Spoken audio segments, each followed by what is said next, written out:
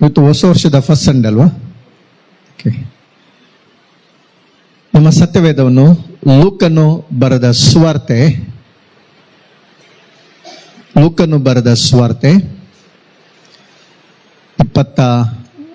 24ನೇ ಅಧ್ಯಾಯದ ವಚನ 40 ಓದಿಕೊಳ್ಳೋಣ.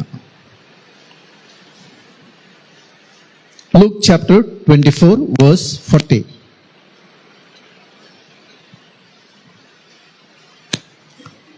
ಇದನ್ನು ಹೇಳಿದ ಮೇಲೆ ಆತನು ತನ್ನ ಕೈಗಳನ್ನು ಕಾಲುಗಳನ್ನು ಅವರಿಗೆ ತೋರಿಸನು. ಇದನ್ನು ಹೇಳಿದ ಮೇಲೆ ಮುಂದಿನ ಪ್ಯಾಸೇಜ್ ನಾವು ಓದಬೇಕು.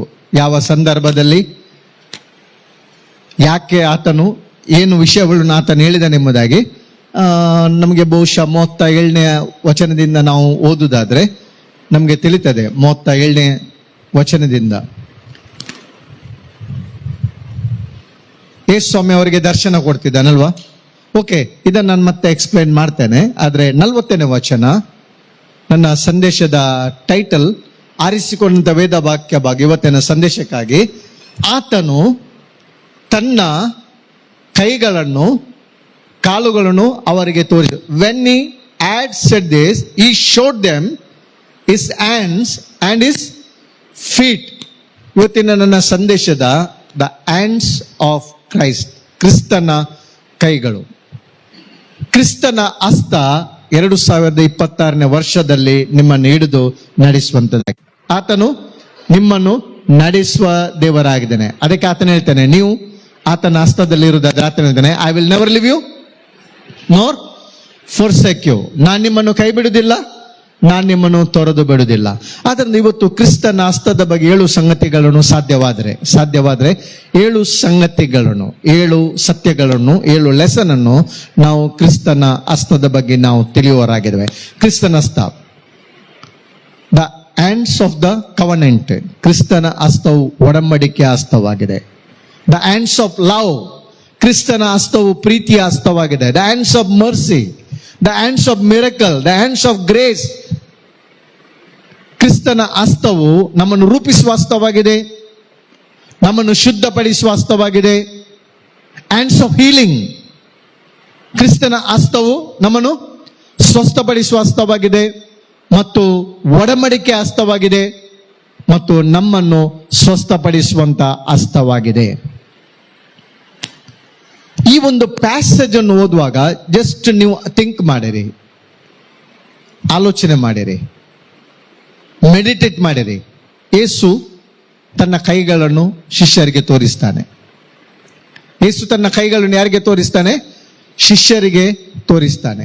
38ನೇ ವಚನಕ್ಕೆ ಬರುವಾಗ, ಅದರಲ್ಲಿ 38ನೇ ವಚನಕ್ಕೆ ಬರುವಾಗ ಅಲ್ಲಿ ಕೂಡ ಆತನವರಿಗೆ, ಯಾಕೆ ಕಳವಳಗೊಳ್ಳುತ್ತೀರಿ? ನಿಮ್ಮ ಹೃದಯದಲ್ಲಿ ಅನುಮಾನಗಳು ಹುಟ್ಟುವುದು ಏಕೆ? ನನ್ನ ಕೈಗಳನ್ನು ನೋಡಿರಿ, ನಾನೇ ಅಲ್ಲವೇ? ಕೈಗಳನ್ನು ನೋಡಿರಿ ಹೇಳ್ತಾನೆ. 38ನೇ ವಚನದಲ್ಲಿ, 40ನೇ ವಚನದಲ್ಲಿ ತೋರಿಸ್ತಾನೆ ಅವರಿಗೆ. ಯೇಸು ತನ್ನ ಕೈಗಳನ್ನು ಶಿಷ್ಯರಿಗೆ ತೋರಿಸ್ತಾನೆ. ಫಸ್ಟ್ ಹೇಳ್ತಾರೆ, ನೋಡಿರಿ, ನನ್ನ ಕೈಗಳನ್ನು ನೋಡಿರಿ, ನನ್ನ ಕಾಲುಗಳನ್ನು ನೋಡಿರಿ. ನಾನೇ ಅಲ್ಲವೇ? ನಾನೇ ಅಲ್ವಾ? ಯೇಸು ಹೇಳ್ತಾನೆ, ನಾನೇ ಅಲ್ವಾ? ಡೌಟ್ ಇದೆಯಾ? ಯೇಸು ಹೇಳ್ತಾನೆ, ನನ್ನ ಕಾಲುಗಳನ್ನು ನೋಡಿರಿ, ನನ್ನ ಕೈಗಳನ್ನು ನೋಡಿರಿ. ನಂತರ ಹೇಳ್ತಿದ್ದಾನೆ, ತೋರಿಸ್ತಾನೆ, ಮತ್ತೆ ಹೇಳ್ತಾನೆ, ಮುಟ್ಟಿರಿ, ನನ್ನನ್ನು ಟಚ್ ಮಾಡಿರಿ, ನನ್ನನ್ನು ಮುಟ್ಟಿ ನೋಡಿರಿ, ನಾನೇ. ನಿಮ್ಮಲ್ಲಿ ಯಾಕೆ ಅನುಮಾನಗಳು? ಯಾಕೆ ಕಳವಳ? ಯಾಕೆ ಸಂಶಯ?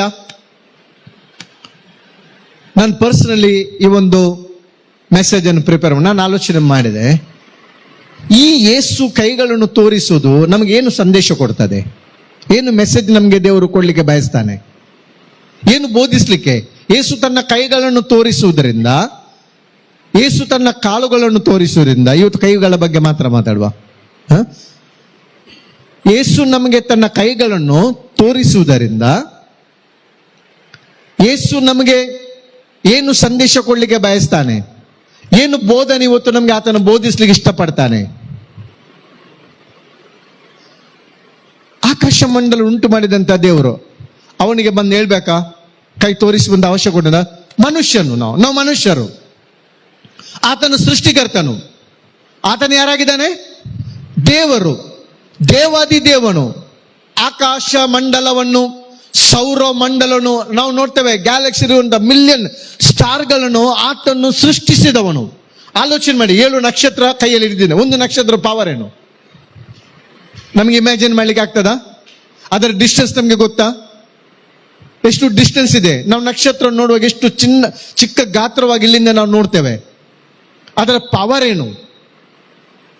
ಒಂದು ನಕ್ಷತ್ರಕ್ಕೆ ಸುತ್ತಿ ಬರಬೇಕಾದ್ರೆ ಎಷ್ಟು ವರ್ಷಗಳು ಬೇಕು? ಒಂದು ನಕ್ಷತ್ರಕ್ಕೆ ಹೋಗ್ಬೇಕಾದ್ರೆ ಎಷ್ಟು ವರ್ಷಗಳು?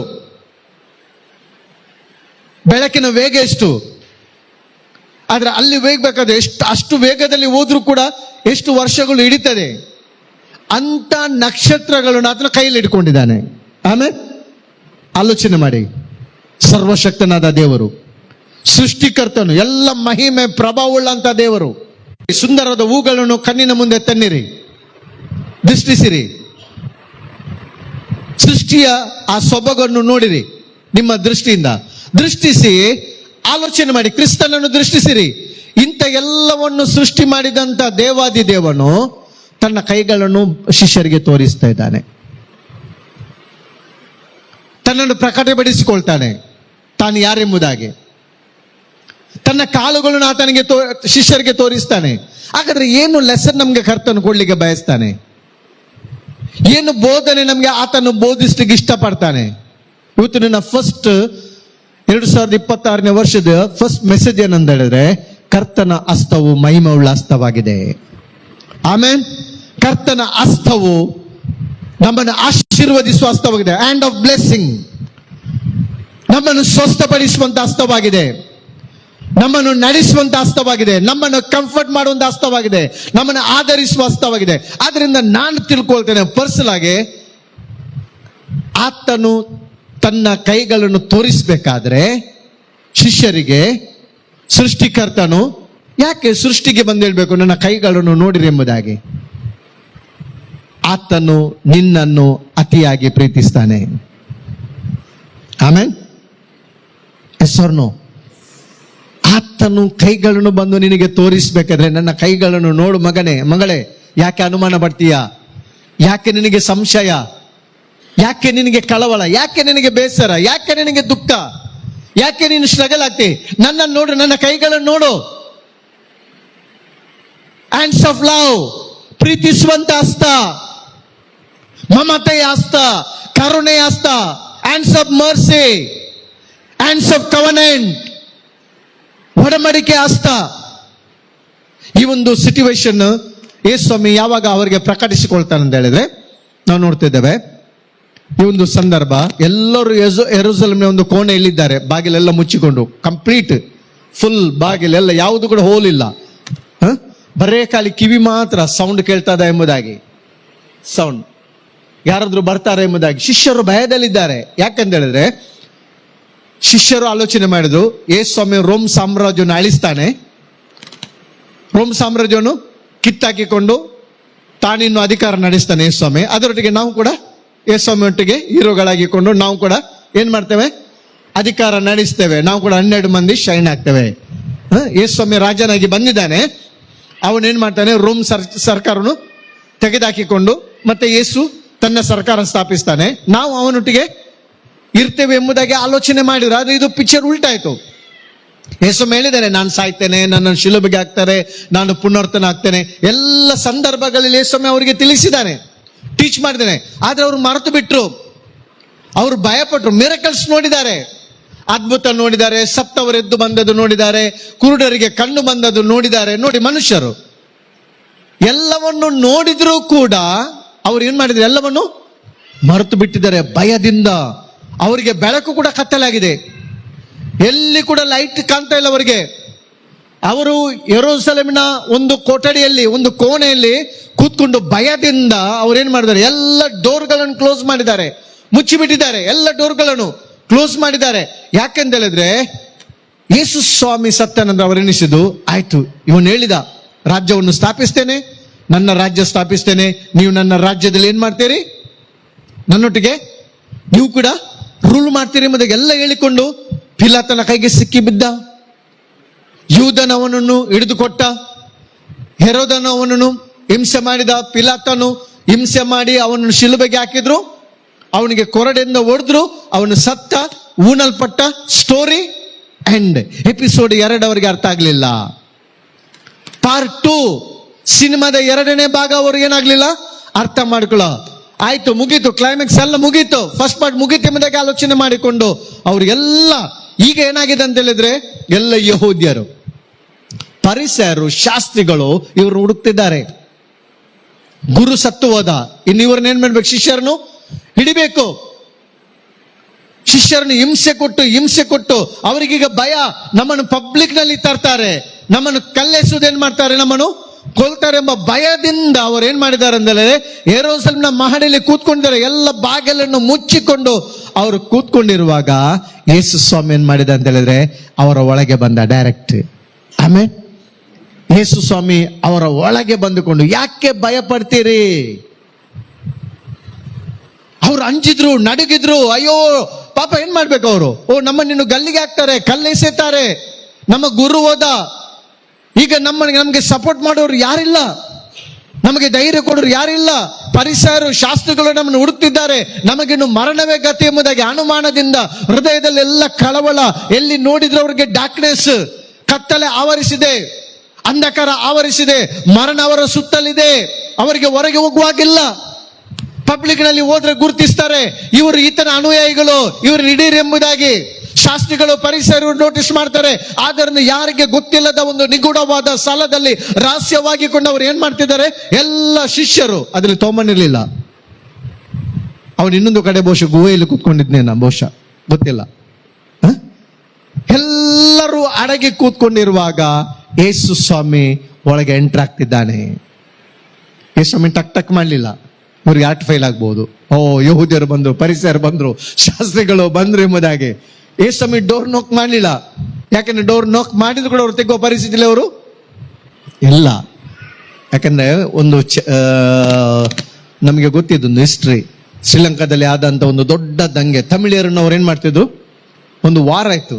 ಆಗ ಶಿವಳ್ಳಿಯವರು ಏನ್ ಮಾಡ್ತಾರೆ, ತಮಿಳ್ನವ್ರು ಮನೆ ಮನೆಗೆ ಹೋಗಿಕೊಂಡು ಏನ್ ಮಾಡುದು, ಡೋರ್ ಒಡ್ದು ಎಲ್ಲ ತಮಿಳಿಯನ್ಸ್ನವ್ರು ಏನ್ ಮಾಡ್ತಿದ್ರು ಅಂದ್ರೆ ಹಿಡ್ದು ಕೊಲೆ ಮಾಡ್ತಿದ್ರು. ದೊಡ್ಡದಾದಂತ ಒಂದು ದಂಗೆ ಇದ್ದಿತ್ತು ಶ್ರೀಲಂಕಾದಲ್ಲಿ ಒಂದು ಸಮಯದಲ್ಲಿ. ಆದ್ರೆ ಒಂದು ವಿಶ್ವಾಸಿ ಫ್ಯಾಮಿಲಿ ಅವರು ರಾತ್ರಿ ಇಡೀ ಬೆಳಿಗ್ಗೆ ತನಕ ಅವ್ರು ಏನ್ ಮಾಡಿದ್ರು ಅಂದ್ರೆ ಪ್ರಾರ್ಥನೆ ಮಾಡಿದ್ರು. ಆ ಮನೆಯನ್ನು ಯಾರು ಕೂಡ ಟಚ್ ಮಾಡಲಿಲ್ಲ. ಆ ಮನೆಯನ್ನು ಯಾರು, ಆ ಕುಟುಂಬವು ಸಂರಕ್ಷಿಸಲ್ಪಟ್ಟಿತು. ಆದ್ದರಿಂದ ಯೇಸು ಆ ಭಯದಲ್ಲಿದ್ದಂತ ಶಿಷ್ಯರಿಗೆ ಆದರಣೆ ಕೊಡ್ಲಿಕ್ಕೆ, ಅವರನ್ನು ಚೈತನ್ಯ ಪಡಿಸಿ ತೋರಿಸುವುದಾದ್ರೆ, ಒಬ್ಬ ಮನುಷ್ಯನಿಗೆ ಸೃಷ್ಟಿಕರ್ತನು ತನ್ನ ಕೈಗಳನ್ನು ನೋಡಿ. ನೋಹನ ಕಾಲದಲ್ಲಿ ಕಾಮನ ಬಿಲ್ಲನ್ನು ತೋರಿಸಿದ ದೇವರು. ಯಾಕೆ? ಜಲಪ್ರಳಯದಲ್ಲಿ ಯಾವ ಗುರುತನ್ನು ತೋರಿಸಲಿಲ್ಲ, ಬದಲಾಗಿ ಆತನೇ ಸ್ವತಃ ಆತನು ಆ ಕೋಣೆ ಒಳಗೆ ಇಳಿದು ಬಂದುಕೊಂಡು ಶಿಷ್ಯರಿಗೆ ಹೇಳಿದ, ನನ್ನ ಕೈಗಳನ್ನು ನೋಡಿರಿ, ನನ್ನ ಕೈಗಳನ್ನು ನೋಡಿರಿ, ನನ್ನ ಕಾಲುಗಳನ್ನು ನೋಡಿರಿ, ನಾನೇ ಅಲ್ಲವೇ. ಆದ್ದರಿಂದ ಮೊದಲನೇದಾಗಿ ನಾನು ಹೇಳಿಕೆ ಬಯಸ್ತೇನೆ, ಯೇಸುವಿನ ಹಸ್ತ ಅದು ಪ್ರೀತಿಯ ಹಸ್ತವಾಗಿದೆ. ಎರಡನೇ ಸಲ ನಾವು ನೋಡ್ತಿದ್ವಿ, ಯೋಹಾನನು ಬರೆದ ಸುವಾರ್ತೆ 20ನೇ ಅಧ್ಯಾಯದಲ್ಲಿ 28ನೇ ವಚನ ಓದ್ಕೊಳ್ಳಿ. ಸೆಕೆಂಡ್ ಟೈಮ್ 8 ದಿವಸ ಆಯ್ತು ಇದು ಇನ್ಸಿಡೆಂಟ್ ಆಗಿ. ಇದು ನೆನಪಿಟ್ಕೊಳ್ಳಿ, ಎಷ್ಟು ದಿವಸ ಆಯ್ತು? ಫಸ್ಟ್ ತನ್ನ ಕೈಗಳನ್ನು ತೋರಿಸಿದ, ಕತ್ತಲಲ್ಲಿದ್ರು, ಅವರು ಭಯದಲ್ಲಿದ್ರು, ಅನುಮಾನ ಪಟ್ಟರು, ವಿಶ್ವಾಸವನ್ನು ಕಳೆದುಕೊಂಡವರು. ಬಿಲಿವರ್ಸ್ ಅಲ್ವ ಅವರು? ವಿಶ್ವಾಸವನ್ನು ಕಳೆದುಕೊಂಡ್ರು, ಅಪನಂಬಿಕೆಯಿಂದ ಇದ್ರು. ಎರಡನೇ ಸಲ ನಾವು ನೋಡ್ತೇವೆ, ತೋಮನ ಆತನಿಗೆ ಏನು ಹೇಳಿದ 26ನೇ ವಚನದಲ್ಲಿ, 8 ದಿವಸ ಆದ ಮೇಲೆ, ಎಷ್ಟು ದಿವಸ ಆದ್ಮೇಲೆ? 8 ದಿವಸ ಆದ ಮೇಲೆ ಆತನ ಶಿಷ್ಯರು ತಿರುಗಿ ಒಳಗಿದ್ದಾಗ ತೋಮನು ಅವರ ಸಂಗಡಿದ್ದನು. ಈಗ ತೋಮಸ್ ಇರ್ಲಿಲ್ಲ ಮೇಲೆ. ಫಸ್ಟ್ ಯೇಸು ಸ್ವಾಮಿ ತನ್ನ ಕೈಯನ್ನು ತೋರಿಸುವಾಗ 8 ದಿವಸದ ನಂತರ ತಿರುಗಿ ಒಳಗಿದ್ದಾಗ ತೋಮನು ಅವರ ಸಂಗಡಿದ್ದನು. ಬಾಗಿಲುಗಳು ಮುಚ್ಚಿ, ಯಾಕೆ ಇನ್ನೊಬ್ಬ ಇದ್ದಾನೆ ಅಲ್ವಾ? ಇನ್ನೊಬ್ಬ ಇದ್ದಾನೆ ಅವಿಶ್ವಾಸಿ. ಅದು ಮೊದಲಿದ್ದದು, ಸಾಧ್ಯವಿಲ್ಲ. ನಾವು ಬಾಗಿಲೆಲ್ಲ ಟೈಟ್ ಮಾಡುವ, ಡಬಲ್ ಲಾಕ್ ಹಾಕಿಕೊಂಡು ಕೂತ್ಕೊಳ್ಳುವ. ಯಾಕಂದ್ರೆ ಯಹೂದ್ಯರು ಪರಿಸರು ಅವ್ರು ಹಾಗೇನೆ ಕಠಿಣರಲ್ವಾ. ಹಿಡಿದ್ರೆ ಇವ್ರನ್ನ ಏನ್ ಮಾಡ್ತಾರೆ, ಖಂಡಿತವಾಗಿ ಪನಿಷ್ಮೆಂಟ್ ಕೊಡ್ತಾರೆ, ಕಲ್ಲೆಸೆದು ಕೊಂದೆಕೊಳ್ತಾರೆ. 8 ದಿವಸ ಆದ್ಮೇಲೆ ತಿರುಗಿ ಒಳಗಿದ್ದಾಗ ತೋಮನವರ ಸಂಗಡಿದನು ಬಾಗಿಲುಗಳು ಮುಚ್ಚಿದು. ಆಗ ಯೇಸು ಬಂದು ನಡುವೆ ನಿಂತು ನಿಮಗೆ ಸಮಾಧಾನ ಆಗಲಿ ಅಂದನು. ಓದ್ಕೊಳ್ಳಿ ಮುಂದೆ. ಆಮೇಲೆ ತೋಮನಿಗೆ ಏನ್ ಹೇಳ್ತಿದ್ದಾನೆ? ನಿನ್ನ ಬೆರಳನ್ನು ಈ ಕಡೆ ಚಾಚಿ ನನ್ನ ಕೈಗಳನ್ನು ಮುಟ್ಟಿ ನೋಡು, ನಿನ್ನ ಕೈ ಚಾಚಿ ನನ್ನ ಪಕ್ಕೆಲಾಗು, ನಂಬದವನಾಗಿರಬೇಡ ನಂಬುವನಾಗು ಎಂದು ಹೇಳಿದನು. ಈಗ ಇವರು ಹೇಳ್ತಿದ್ದಾರೆ, ಶಿಷ್ಯರು ಹೇಳ್ತಿದ್ದಾರೆ, ನಾವು ಯೇಸುವನ್ನು ನೋಡಿದೆವು, ನಾವಿನ್ನು ಹೊರಗೆ ಹೋಗುವ, ನಾವು ಪ್ರಚಾರ ಮಾಡುವ, ಯೇಸು ಪುನರ್ತನ ಪ್ರಚಾರ ಮಾಡುವ. ತೋಮನ ಹೇಳ್ತಾನೆ, ಇನ್ನೂ ಸಾಧ್ಯವೇ ಇಲ್ಲ, ನಾನು ಅವನನ್ನು ಏನ್ ಮಾಡ್ಬೇಕು? ಕಣ್ಣಿನಿಂದ ನೋಡ್ಬೇಕು, ನಾನು ಅವನನ್ನು ಮುಟ್ಟಬೇಕು, ಅವನ ಗಾಯದ ಒಳಗೆ ನನ್ನ ಬೆರಳನ್ನು ನಾನು ಹಾಕ್ಬೇಕು, ಆಗ ಮಾತ್ರ ನಾನು ಅವನನ್ನು ನಂಬುತ್ತೇನೆ. ಆಗ ನಾವು ನೋಡ್ತೇವೆ, 2ನೇ ಸಲ 8 ದಿವಸ ಆದ್ಮೇಲೆ ತಿರುಗಿ ಯೇಸು ತೋಮನಿಗೆ ಹೇಳ್ತೇನೆ, ನಿನ್ನ ಕೈ ಚಾಚಿ ನನ್ನ ಪಕ್ಕೆಯಲ್ಲಿ ಹಾಕು, ನನ್ನ ಕೈಗಳನ್ನು ಮುಟ್ಟು, ನಂಬದವನಾಗಿರಬೇಡ ನಂಬುವನಾಗು. ನಾನಿವತ್ತು ಹೇಳಿಕೆ ಬಯಸ್ತೇನೆ, ಕ್ರಿಸ್ತನ ಪ್ರೀತಿಯ ಹಸ್ತವು ಈ ವರ್ಷ ನಿನ್ನನ್ನು ಕೈ ಹಿಡಿದು ನಡೆಸ್ತದೆ. ನಂಬ್ತೀಯಾ? ನಂಬು, ವಿಶ್ವಾಸಿಯಾಗಿರು, ಅವಿಶ್ವಾಸಿ ಆಗಬೇಡ. ಈ ವರ್ಷದಲ್ಲಿ ಅದ್ಭುತಗಳಿಗಾಗಿ ಯೇಸುವಿನ ಮೇಲೆ ನಂಬಿಕೆಡು, ಸ್ವಸ್ಥತೆಗಾಗಿ ಯೇಸುವಿನ ಮೇಲೆ ನಂಬಿಕೆಡು, ಆರೋಗ್ಯಕ್ಕಾಗಿ ಯೇಸುವಿನ ಮೇಲೆ ನಂಬಿಕೆಡು, ನಿನ್ನ ಒಳಿತಿಗಾಗಿ, ನಿನ್ನ ಪ್ರಮೋಷನ್ಗಾಗಿ, ನಿನ್ನ ಫಿನಾನ್ಷಿಯಲ್ ಬ್ರೇಕ್ ಥ್ರೂಗಾಗಿ ಯೇಸುವಿನ ಮೇಲೆ ನಂಬಿಕೆಡು. ಅವಿಶ್ವಾಸಿ ಆಗಬೇಡ, ಅನ್ಬಿಲೀಫ್ ಬೇಡ. Have faith in Jesus. ಯೇಸುವಿನ ಮೇಲೆ ನಿಮಗೆ ನಂಬಿಕೆ ಇರಲಿ, ದೇವರ ಮೇಲೆ ನಂಬಿಕೆ ಇರಲಿ. ಕರೆದಾತನು ನಂಬಿಗಸ್ತನು. ಇಬ್ರಿಯ 12:2 ವಾಕ್ಯ ಹೇಳ್ತದೆ, ನಂಬಿಕೆಯನ್ನು ಹುಟ್ಟಿಸೋನು ಪೂರೈಸಲಾಗಿರುವ ಯೇಸುವನ್ನು ದೃಷ್ಟಿಸಿ ನಿಮಗೆ ನೇಮಕವಾದ ಓಟವನ್ನು ಸ್ಥಿರಚಿತ್ತದಿಂದ ಓಡಿರಿ. ಯೇಸುವನ್ನು ದೃಷ್ಟಿಸಿರಿ. ಈ ವರ್ಷ ಯೇಸುವಿನ ಮೇಲೆ ನಂಬಿಕೆ ಇಡಿರಿ.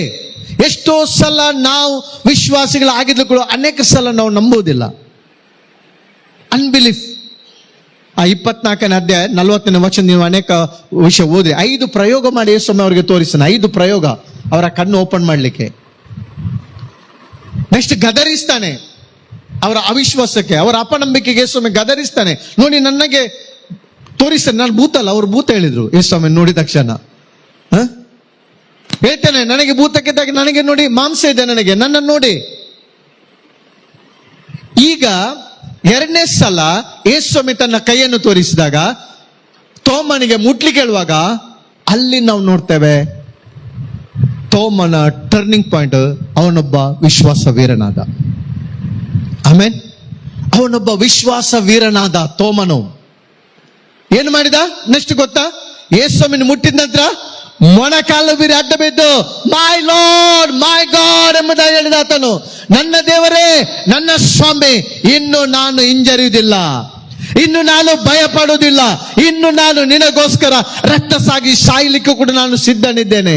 ಏನು ಮಾಡಿದ ಗೊತ್ತಾ? ತೋಮನು ವಿಶ್ವಾಸ ವೀರನಾಗಿಕೊಂಡು ಕೂತ್ಕೊಳ್ಳಿಲ್ಲ. ಯೇಸ್ವಾಮಿಯನ್ನು ಮುಟ್ಟಿದ ತಕ್ಷಣ ಆತನು ಏನ್ ಮಾಡಿದ ಅಂತ ಹೇಳಿದ್ರೆ, ಹಲವು ದೇಶಗಳನ್ನು ದಾಟಿ, ಹಲವು ಮೈಲಿಗಳನ್ನು ಪ್ರಯಾಣ ಮಾಡಿ ಮೂಟೆಯೊಟ್ಟಿಗೆ ಕೂತ್ಕೊಂಡು ಭಾರತ ದೇಶಕ್ಕೆ ಬಂದ. ಮೂಟೆ ಇದೆಯಲ್ಲ, ದೊಡ್ಡ ಮೂಟೆ, ಗೋಣಿ ಮೂಟೆ, ಆ ಸರಕು ಗಾಡಿ, ಅದರಲ್ಲಿ ಕೂತ್ಕೊಂಡು, ಆ ಶಿಪ್ನಲ್ಲಿ ಕೂತ್ಕೊಂಡು, ಮೂಟೆಯೊಳಗೆ ಅಡಗಿ ಕೂತ್ಕೊಂಡು ಅವನು ಎಲ್ಲಿಗೆ ಬಂದ? ಭಾರತ ದೇಶಕ್ಕೆ ಬಂದ. ಭಾರತ ದೇಶದ ಹಲವು ಸ್ಥಳಗಳಲ್ಲಿ ಆತನು ಸೇವೆ ಮಾಡಿದ. ತಮಿಳುನಾಡಿಗೆ ಬಂದ, ಕೇರಳಕ್ಕೆ ಬಂದ. ಕೇರಳಕ್ಕೆ ಬಂದುಕೊಂಡು ಅವನು ಏನ್ ಮಾಡಿದ ಅಂತ ಹೇಳಿದ್ರೆ, ಪ್ರಸಂಗ ಮಾಡಿದ, ಪ್ರೀಚ್ ಮಾಡಿದ. ಯಾವ ದೇವರನ್ನು? ಸೃಷ್ಟಿಕರ್ತನನ್ನು ಪ್ರೀಚ್ ಮಾಡಿದ. ಒಬ್ಬನೇ ಸತ್ಯ ದೇವರನ್ನ ಆತನು ಘಂಟಘೋಷವಾಗಿ ಭಾರತ ದೇಶಕ್ಕೆ ಬಂದು, ಮೌಂಟ್ ಥಾಮಸ್ ಕೇಳಿದ್ರೆ ಬೆಟ್ಟ, ನಾನು ಹೋಗಿದ್ದೇನೆ ಆ ಸ್ಥಳಕ್ಕೆ, ನೋಡಿದ್ದೇನೆ. ಅಲ್ಲಿ ರಕ್ತ ಸಾಕ್ಷಿಯಾಗಿ ಆತನು ಸತ್ತಿದ್ದಾನೆ. ಅಲ್ಲಿ ಅವನಲ್ಲಿ ಚರಿತ್ರೆ ಎಲ್ಲ ಇದೆ. ಥಾಮಸ್ ಮೌಂಟ್ ಎಂಬುದಾಗಿ ಕರೀತಾರೆ, ಥಾಮಸ್ ಮೌಂಟ್ ಎಂಬುದಾಗಿ. ಚೆನ್ನೈಯಲ್ಲಿ ನಾವು ಅನೇಕ ಸೇವಕರೆಲ್ಲ ಅಲ್ಲಿ ಒಂದು ಸರ್ವೆಗೆ ನಾವಲ್ಲಿ ಹೋಗಿದ್ದೆವು. ಅಲ್ಲಿ ರಕ್ತ ಸಾಕ್ಷಿಯಾಗಿ ಸತ್ತಾತನು. ಆತನು ಬಂದು ಭಾರತ ದೇಶದಲ್ಲಿ ಒಂದು ಸಮುದ್ರದ ದಂಡೆಯಲ್ಲಿ ಕೂತ್ಕೊಂಡು, ನಂಬುದಾರಿಗಳು ಅವ್ರು ಏನ್ ಮಾಡ್ತಿದ್ರು ಅಂತ ಹೇಳಿದ್ರೆ, ಅಲ್ಲಿ ಬಂದು ನೀರಿನಲ್ಲಿ ಅವರು ಪೂಜೆ ಮಾಡ್ತಿದ್ರು. ಅಂತ ಸಂದರ್ಭದಲ್ಲಿ ಅವನು ಹೇಳಿದ, ನಾನು ನಿಮಗೆ ಸೃಷ್ಟಿಕರ್ತನನ್ನು ಪ್ರೀಚ್ ಮಾಡಲಿಕ್ಕೆ ಬಂದಿದ್ದೇನೆ. ಹೊಸ ದೇವರಲ್ಲ, ಫಾರಿನ್ ದೇವರಲ್ಲ, ನಿಜವಾದ ದೇವರನ್ನು, ಸೃಷ್ಟಿಕರ್ತನನ್ನು ನಾನು ನಿಮ್ಮ ಬಳಿಗೆ ತೆಗೆದುಕೊಂಡು ಬಂದಿದ್ದೇನೆ. ಆ ದೇವರೇ ನಿಜವಾದ ದೇವರೆಂಬುದಾಗಿ ಅವ್ರು ಚಾಲೆಂಜ್ ಮಾಡಿದ್ರು, ತಮಾಷೆ ಮಾಡಿದ್ರು. ನಾವು ನಂಬುವುದಿಲ್ಲ, ಹೊರಗಿನ ದೇಶದ ದೇವರು ನಾವು ನಂಬುವುದಿಲ್ಲ. ಆತನ ಮಿರಕಲ್ ಮಾಡಿ ತೋರಿಸಿದ. ಸಮುದ್ರದ ದಂಡೆಯಲ್ಲಿ ಆತನ ಹೇಳಿದ, ನೀರನ್ನು ಒಂದು ಪಾತ್ರೆಯಲ್ಲಿ ನೀರು ಹಾಕಿರಿ, ಚರಿತ್ರೆ ನೀರನ್ನು ನೀವು ಪ್ರಾರ್ಥನೆ ಮಾಡಿ, ನಿಮ್ಮ ದೇವರ ಹೆಸರಲ್ಲಿ ಕೊಂಡು ನೀರನ್ನು ಮೇಲಕ್ಕೆ ಬಿಸಾಡಿರಿ. ಫಸ್ಟ್ ಮಿರಕಲ್ ಬಂದು ತೋಮನ್ ಮಾಡಿದ ಹಿಂಡದಲ್ಲಿ. ಆ ನೀರು ಒಂದು ವೇಳೆ ನಿಂತಿರುದಾದ್ರೆ ನಾನು ನಂಬ್ತೇನೆ ನಿಮ್ಮ ದೇವರು ನಿಜ ದೇವರೆಂಬುದಾಗಿ. ನಾನು ಕೂಡ ನೀರನ್ನು ಮೇಲಕ್ಕೆ ಹಾಕ್ತೇನೆ, ಆರಿಸ್ತೇನೆ. ಒಂದು ವೇಳೆ ನೀರದು ಅಲ್ಲಿ ನಿಲ್ಲುವುದಾದ್ರೆ ನೀವು ನಂಬಬೇಕು ನಿಜವಾದ ದೇವರು ಯೇಸು ಕ್ರಿಸ್ತನೆಂಬುದಾಗಿ. ಅದಲ್ಲಿದ್ದ ಎಲ್ಲರೂ ನೋಡ್ತೇವೆ, ಭಕ್ತಾದಿಗಳು ಅವರವರ ದೇವರನ್ನು ಅವರು ಸ್ಮರಣೆ ಮಾಡಿಕೊಂಡು ನೀರನ್ನು ಮೇಲಕ್ಕೆ ಬಿಸಿದಾಗ ಆ ನೀರು ತಿರುಗಿ ಬಿತ್ತು. ಆದರೆ ತೋಮನು ಯೇಸುವಿನ ಹೆಸರಿನಲ್ಲಿ, ಸೃಷ್ಟಿಕರ್ತನಾದ ಯೇಸುವಿನ ಹೆಸರಿನಲ್ಲಿ ನೀರನ್ನು ಮೇಲಕ್ಕೆ ಆತನ ಹಾರಿಸಿದಾಗ ಆ ನೀರಲ್ಲಿ ನಿಂತು ಬಿಟ್ಟು. ಫಸ್ಟ್ ಮಿರಕಲ್ ತೋಮನು ಬಂದು ಮಾಡಿದ ಹಿಂಡ್ಯದಲ್ಲಿ. ಅದೇ ತೋಮನು ಕ್ರಿಸ್ತನಿಗೋಸ್ಕರ ರಕ್ತ ಸಾಕ್ಷಿಯಾಗಿ ಆತನು ಸತ್ತ, ಹಿಂಡಕ್ಕೆ ಬಂದು ರಕ್ತ ಸಾಕ್ಷಿಯಾಗಿ. ಯೇಸು ಹಿಂಡ್ಯವನ್ನು ಪ್ರೀತಿಸ್ತಾನೆ, ಅದಕ್ಕಾಗಿ ಆತನು ತೋಮನು ನಾವು ನೋಡ್ತೇವೆ. ಯೇಸು ಹೇಳಿದ, ವಿಶ್ವಾಸಿಯಾಗಿರು, ನಂಬದವನು ಆಗಿರಬೇಡ, ವಿಶ್ವಾಸಿಯಾಗಿರು. ಇವತ್ತು ನಾನು ಹೇಳ್ತೇನೆ, ಕರ್ತನ ಪ್ರೀತಿಯ ಹಸ್ತ, ಕರುಣೆಯ ಹಸ್ತ, ಅದು ನಿನ್ನ ನಡೆಸುವಂತ ಹಸ್ತವಾಗಿದೆ. ನಂಬುವನಾಗಿರು. ಈ ವರ್ಷ ನಿನ್ನೆಲ್ಲ ಅವಶ್ಯಕತೆಗಳಿಗಾಗಿ, ನಿನ್ನೆಲ್ಲ ಅಗತ್ಯಗಳಿಗಾಗಿ, ನಿನ್ನೆಲ್ಲ ಜೀವಿತದ ಪ್ರತಿ ಒಂದು ಮಾರ್ಗದರ್ಶನಕ್ಕಾಗಿ ಆತನ ಮೇಲೆ ವಿಶ್ವಾಸವಿಡು, ಆತನ ಮೇಲೆ ನಂಬಿಕೆಡು. ನೀನು ದೊಡ್ಡ ಕಾರ್ಯವನ್ನು ಮಾಡಲು ದೇವರು ನಿನ್ನನ್ನು ಉಪಯೋಗಿಸುವನಾಗಿದ್ದಾನೆ. ಒಂದು ವೇಳೆ ತೋಮನು ಹಿಂಡಕ್ಕೆ ಬಂದು ಧೈರ್ಯದಿಂದ ಇಷ್ಟು ದೊಡ್ಡ ಸೇವೆಯನ್ನು ಆತನು ಮಾಡಿರುವುದಾದ್ರೆ ದೇವರು ನಮ್ಮನ್ನು ಕೂಡ ಉಪಯೋಗಿಸಲು ಶಕ್ತನಾಗಿದ್ದಾನೆ. ನಮ್ಮನ್ನು ಕೂಡ ಸೇವೆಯಲ್ಲಿ ಆತನು ನಡೆಸಲು ಶಕ್ತನಾಗಿದ್ದಾನೆ. ಎರಡನೇದಾಗಿ ದೇವರ ಹಸ್ತ, ಹ್ಯಾಂಡ್ಸ್ ಆಫ್ ಹೀಲಿಂಗ್, ಸ್ವಸ್ಥಪಡಿಸುವಂತ ಹಸ್ತ. ಬಿಲೀವ್ ಮಾಡ್ತೀರಾ ದೇವರು ಸ್ವಸ್ಥ ಮಾಡ್ತಾನೆ. ಎಷ್ಟೋ ಸಲ ನಾವು ಸಿಕ್ನೆಸ್ ಬಂದಾಗ ಡಾಕ್ಟರ್ ಹತ್ರ ಹೋಗ್ಬೇಡಿರಿ ಎಂಬುದಾಗಿ ನಾನು ಹೇಳುವುದಲ್ಲ. ಅದರ ಅರ್ಥ ನಮ್ಮ ನಂಬಿಕೆ ಸ್ವಸ್ಥತೆಗಾಗಿ ಕರ್ತನ ಮೇಲೆ ಇರಲಿ, ವಿಶ್ವಾಸ ಯೇಸುವಿನ ಮೇಲೆ ಇರಲಿ. ಆತನು ಸ್ವಸ್ಥಪಡಿಸುವ ದೇವರಾಗಿದ್ದಾನೆ. ಆತನ ಹಸ್ತವು ಮುಟ್ಟುವಂತ ಹಸ್ತವಾಗಿದೆ. ಇಲ್ಲಿ ಶಿಷ್ಯರಿಗೆ ಕೈಗಳನ್ನು ತೋರಿಸಿದ. ಎರಡನೇದಾಗಿ ನೋಡ್ತೇವೆ, ಆತನು ಅನೇಕರನ್ನು ತನ್ನ ಮಹಿಮೆಯ ಹಸ್ತದಿಂದ, ಪ್ರೀತಿಯ ಹಸ್ತದಿಂದ ಮುಟ್ಟಿದನು. ಆತನು ಸ್ಪರ್ಶ, ಹ್ಯಾಂಡ್ಸ್ ಆಫ್ ಹೀಲಿಂಗ್. ಮತ್ತಾಯನು ಬರೆದ ಸುವಾರ್ತೆ 8ನೇ ಅಧ್ಯಾಯದಲ್ಲಿ 3ನೇ ವಚನ ನೋಡಿದರೆ, ಮ್ಯಾಥ್ಯೂ ಚಾಪ್ಟರ್ 8 ವರ್ಸ್ 3,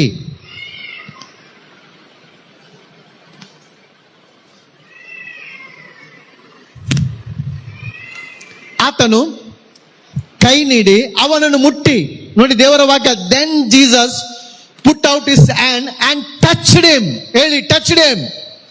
ಇವತ್ತು ಯೇಸುವಿನ ಹಸ್ತ ನಿನ್ನನ್ನು ಸ್ಪರ್ಶಿಸುವ ಹಸ್ತವಾಗಿದೆ. ಎವ್ರಿ ಡೇ ಪ್ರೇಯರ್ ಮಾಡಿ, ಯೇಸುವೆ ನನ್ನನ್ನು ಟಚ್ ಮಾಡು, ಯೇಸುವೆ ನನ್ನ ಟಚ್ ಮಾಡು, ಯೇಸುವೆ ನನ್ನ ಟಚ್ ಮಾಡು. ಒಂದು ಡಿವೈನ್ ಟಚ್ ನಮಗೆ ಬೇಕು ಈ ವರ್ಷದಲ್ಲಿ. ಆಮೇನ್, ಡಿವೈನ್ ಟಚ್ ಬೇಕು. ಯೇಸು ಮುಟ್ಟಾನೆ. ನಾವು ತುಂಬಾ ಪತ್ರಿಕೆಯನ್ನು ಕೇಳಿದ್ದೇನೆ, ಯೇಸು ಬಿಡಿಸುತ್ತಾನೆ, ಯೇಸು ಗುಣಪಡಿಸುತ್ತಾನೆ, ಯೇಸು ಅದ್ಭುತ ಮಾಡ್ತಾನೆ, ಯೇಸು ಮುಟ್ಟುತ್ತಾನೆ. ಆಮೇನ್, ಯೇಸು ನಮ್ಮನ್ನು ಟಚ್ ಮಾಡ್ತಾನೆ. ಅನೇಕರು ಟಚ್ ಮಾಡುವುದಿಲ್ಲ ನಮ್ಮಲ್ಲಲ್ವಾ? ಡಿಸ್ಟೆನ್ಸ್ ಮೇಂಟೈನ್ ಮಾಡ್ತೇವೆ ನಾವು. ಕುಷ್ಠರೋಗಿ ಹತ್ರ ಯಾರಾದ್ರೂ ಹೋಗ್ತಾರಾ? ಕುಷ್ಠರೋಗಿ ಹತ್ರ ಯಾರಾದ್ರೂ ಹೋಗ್ತಾರಾ? ವೈರಸ್ ಸ್ಪ್ರೆಡ್ ಆಗ್ತದೆ ಎಂಬುದಾಗಿ. ಸ್ಕಿನ್ ನಿಂದ ಏನಾಗ್ತದೆ? ಡಿಸೀಸ್ ಬರ್ತದೆ ನಮಗೆ. ಯಾರು ಕೂಡ ಕುಷ್ಠರೋಗಿ ಹತ್ರ, ಅದು ಕೂಡ ಆ ಸಮಯದಲ್ಲಿ ಅವರು ಅಶುದ್ಧರು ಎಂಬುದಾಗಿ ಬೊಬ್ಬೆ ಹಿಡಿದುಕೊಂಡು ಪಾಲದಿಂದ ಹೊರಗೆ ಹೋಗ್ಬೇಕು, ಮನೆ ಬಿಟ್ಟವ್ರು ಓಡಿ ಹೋಗ್ಬೇಕು. ಧರ್ಮಶಾಸ್ತ್ರದ ಸಮಯದಲ್ಲಿ, ಯೇಸು ಇದ್ದಂತಹ ಸಮಯದಲ್ಲಿ ನಾವು ನೋಡ್ತಿದ್ದೇವೆ, ಕುಷ್ಠರೋಗಿ ಯೇಸುವಿನ ಬಳಿಗೆ ಬಂದಾಗ ಯೇಸು ಆತನು ಕೈ ನೀಡಿ ಅವನನ್ನು ಮುಟ್ಟಿ, ಅದಕ್ಕೆ ಹೇಳಿದೆ the hands of healing, hands of love, ಪ್ರೀತಿಯ ಹಸ್ತ. ಶಿಷ್ಯರಿಗೆ ಬಂದು ಆತನ ತನ್ನ ಕೈಗಳನ್ನು ಸೃಷ್ಟಿಕರ್ತನ ತೋರಿಸಬೇಕಾದ್ರೆ ನಾನು ಒತ್ತಿ ಹೇಳ್ತೇನೆ, ಇವತ್ತು ನಿಮಗೆ ಅರ್ಥ ಆಗೋ ರೀತಿಯಲ್ಲಿ ಕರ್ತನ ಹಸ್ತ ಒಂದು ಪ್ರೀತಿಯ ಹಸ್ತವಾಗಿದೆ. ನಿನ್ನನ್ನು ಕೈ ಹಿಡಿದು ನಡೆಸುವ ಹಸ್ತವಾಗಿದೆ, ನಿನ್ನನ್ನು ಸ್ಪರ್ಶಿಸುವ ಹಸ್ತವಾಗಿದೆ, ನಿನ್ನನ್ನು ಮುಟ್ಟುವ ಹಸ್ತವಾಗಿದೆ. ಆತನು ಕೈ ನೀಡಿ ಅವನನ್ನು ಮುಟ್ಟಿ ನನಗೆ ಮನಸ್ಸುಂಟು ಶುದ್ಧವಾಗ ಅಂದನು. ಕೂಡಲೇ ಅವನ ಕುಷ್ಠವು ಏನಾಯ್ತಂತೆ, ವಾಸಿ ಆಯ್ತು.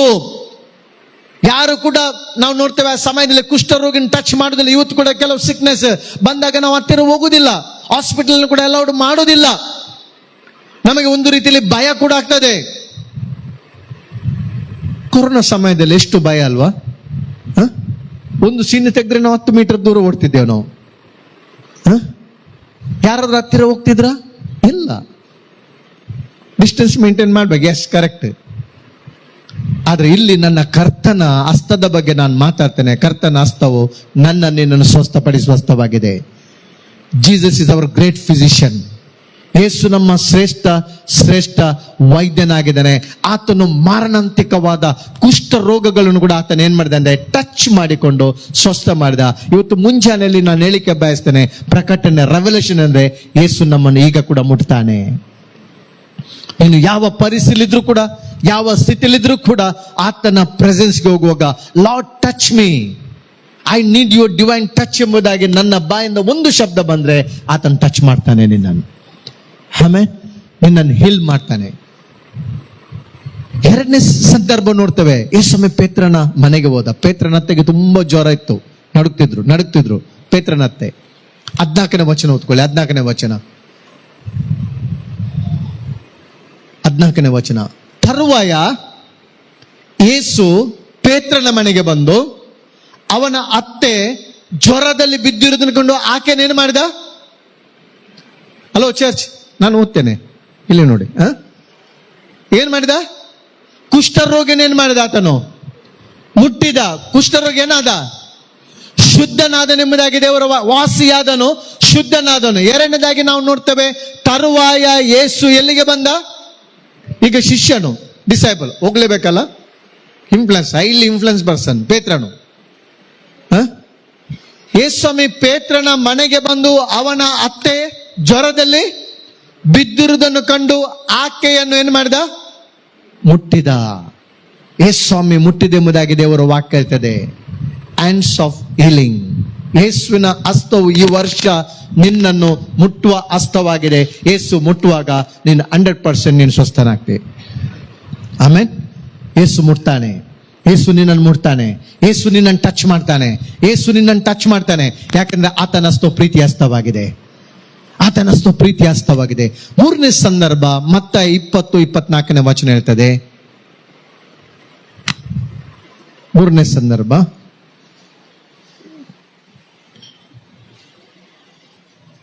20:34ನೇ ವಚನ.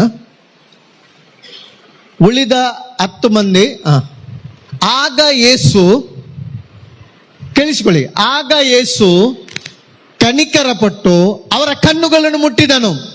ನೋಡಿ, ಕುಷ್ಠರೋಗಿಯನ್ನು ಮುಟ್ಟಿದನು, ಪೇತ್ರನ ಅತ್ತೆಯನ್ನು ಮುಟ್ಟಿದನು. 3 ಇನ್ಸಿಡೆಂಟ್ ನೋಡಿ. ಒಬ್ಬನು ಕುಷ್ಠರೋಗಿ, ಒಬ್ಬಳು ಜ್ವರದಿಂದ, ಇಬ್ರು ಬ್ಲೈಂಡ್ ಆಗಿದ್ದಾರೆ. ಕಣ್ಣೆ ಇದೆಲ್ಲ ಮೆಡಿಕಲ್ಗೆ ಏನಂದ್ರೆ ಚಾಲೆಂಜ್, ಸೈನ್ಸ್ಗೆ ಚಾಲೆಂಜ್. ಇಲ್ಲಿ ನಾವು ನೋಡ್ತಿದ್ದೇವೆ, ಆಗ ಯೇಸು ಕನಿಕರಪಟ್ಟು ಅವರ ಕಣ್ಣುಗಳನ್ನು ಮುಟ್ಟಿದನು, ಕೂಡಲೇ ಅವರಿಗೆ ಕಣ್ಣು ಬಂದವು. ಯೇಸ್ವಾಮಿ ಮಾಡಿದಂತ ಅದ್ಭುತಗಳು. ಯೇಸುವಿನ ಹಸ್ತ ಪ್ರೀತಿಯ ಹಸ್ತ. ಯೇಸುವಿನ ಹಸ್ತ ಸ್ವಸ್ಥಪಡಿಸುವಂತ ಹಸ್ತ. ಲೂಕ್ ಚಾಪ್ಟರ್ 13 verse 10 ಹೇಳ್ತದೆ. ಲೂಕ್ ಚಾಪ್ಟರ್ 13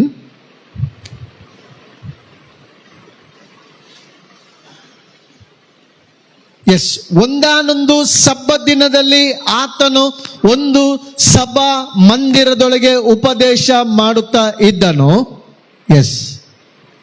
ಅಲ್ಲಿ 18 ವರ್ಷಗಳಿಂದ ದೆವ್ವ ಬಡಿದು ಮೈಯಲ್ಲಿ ರೋಗವುಳ್ಳ ಒಬ್ಬ ಸ್ತ್ರೀಯು ಇದ್ದಳು. ಸಭಾ ಮಂದಿರದಲ್ಲಿ ಯೇಸು ಏನ್ ಮಾಡ್ತಿದ್ದಾನೆ? ಪ್ರಸಂಗ ಮಾಡ್ತಿದ್ದಾನೆ.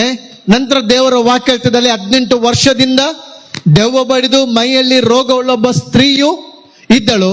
ಆಕೆಯು ನಡುಬೊಗ್ಗಿ ಹೋಗಿ 18 ವರ್ಷ ಹೀಗೆ ಬೆಂಡಿದ್ಲು. ಅವಳು ಹೀಗೆ ಬೆಂಡ್ 18 ವರ್ಷ ನಡುಬೊಗ್ಗಿ, ಸ್ವಲ್ಪವಾದರೂ ಮೈಯನ್ನು ಮೇಲಕ್ಕೆ ಎತ್ತಲಾರದೆ ಇದ್ರು. ಎಷ್ಟು ವರ್ಷ ಹೇಳಿ? 18 years, 18 long years ದೆವ್ವ ಬಡಿದು ಬೆಂಡ್ ಆಗಿಕೊಂಡು. ಈಗ ದೇವರ ವಾಕ್ಯ ಹೇಳ್ತದೆ 12ನೇ ವಚನ, ಯೇಸು ಆಕೆಯನ್ನು ನೋಡಿ